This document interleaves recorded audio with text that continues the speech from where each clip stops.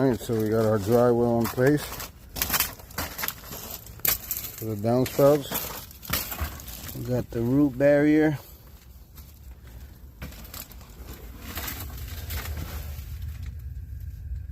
All that water is going to be going in here. The pump will be down at the bottom.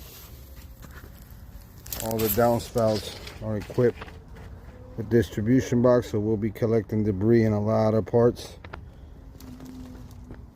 free and clear over here.